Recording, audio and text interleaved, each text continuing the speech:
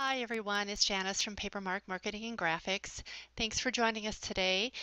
Today I'm going to talk about and show you how to set up an autoresponder for your giveaway that we talked about last week that will be growing your email list. So I'm going to do it using the email service Mailchimp. Mailchimp has a free plan that you can start out with, and they have a little more services available for a paid plan, and I'm going to leave a link below this video that will give you a $30 credit on your account, which basically means 3 months free of charge. So it's a pretty good deal. But so if you haven't already signed up for Mailchimp, go ahead and create an account. Just go to mailchimp.com, and eventually you'll get to your page, your first page, and you want to click on the tab called Lists. And then we're going to go up here to the corner and we're going to create a list. And we're going to give the list a name, and it's something your subscribers will see, so it should be something that's meaningful. So free ebook download. And then we're going to put in an email that you are from. So I'm going to say Janice at Papermark. And my name in here. And then you're going to let people know how they got on your list, because sometimes people will get an email and they'll not really remember signing up for it. So we're just going to remind them that you are on, you signed up for the list by getting our free ebook.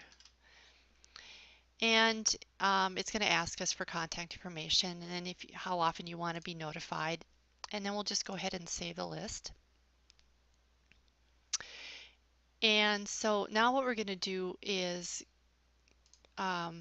since we don't have any subscribers at this point, we're going to talk about the sign-up form. The sign-up form is one that you can create and embed it on your website in a landing page, which is what I would recommend. But if you don't have a website up and running yet, you can certainly just create a form and send people to the form to sign up for it. So it's kind of a nice way, if you don't have your website set up yet, to kind of get subscribers. So the first thing we're going to do is create a form, and then if you know that notice there's a drop down menu up here, and we're just going to go ahead and create the sign up form. That's the top one on the list. And we can put any number of blanks in there for people to fill out, but it really people don't like to give a lot of information. So I would probably suggest deleting the last name for sure. So we'll do that. So now we just have the email address and the first name, which is probably good. You can even just use the email address. Sometimes people will just ask for that. But either way, I think most of the time people don't have a problem giving out those two pieces of information. And we can design it however we want. We can change the color and that sort of thing. Maybe I'll change the background color here to, we'll change it to a mauve. So anyway, so we can design it however we want, and then we go over here to translate, and where it says subscribe to list, I'm going to change those words to say get the download. And just going to save that. And you can play around with this and kind of modify your form however you want it. And so it will look like this. Now you notice here underneath the drop down menu it says sign up form URL. So if we take that sign up form and copy it, we can go over here and you can see that this is the URL that you can send people to if they want to sign up for your list. It's not embedded anywhere, it's just strictly hosted on Mailchimp server, but it still works the same way. So let's go back over here, and that's the first form, is we have our sign up form set up.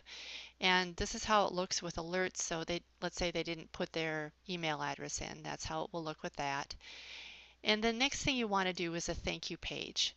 Now, you can send them back to your website to a special thank you page, and this is a nice thing to do. Many times people will say this is the most important page on your website because it's the page that everybody that signs up for your giveaway will see. So you can do any type of promotion on there. You can invite them to follow you on social media. You can do a lot with your thank you page. But if you don't have your website set up and you just want to, do something a little down and dirty, you can just go ahead and send out an email. And this is what the email will look like. It just says, thank you. We just need to confirm that you indeed did sign up for um, this, and thanks for signing up. And then we also want to do a double opt-in confirmation, and that is an email that does need to go out to them, and it basically says, yes, do subscribe me to this list, so that not only did they fill out their information and submit it, but they're going to confirm it through this email. And you can design this and change it, and you can change the wording on the buttons, or whatever you want. You can kind of fill this out however you want. And then the following one is the confirmation thank you page. Now this is typically where you would include your email download, or I'm sorry, your giveaway download. So you can include it in the email and send it out, or you can send them to a thank you page on your website where people can go ahead and download the information.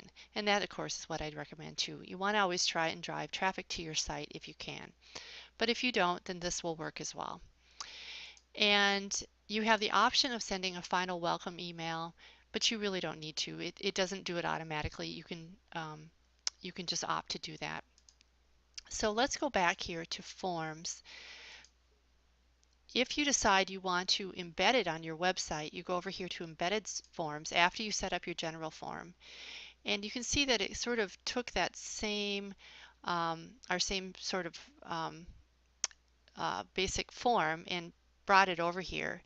And then it's giving you um, the code that you can embed on your site. Now, you have some options here. You can go with a super slim form where it's just the email address. The naked form allows you to do a little more coding if you're a coder.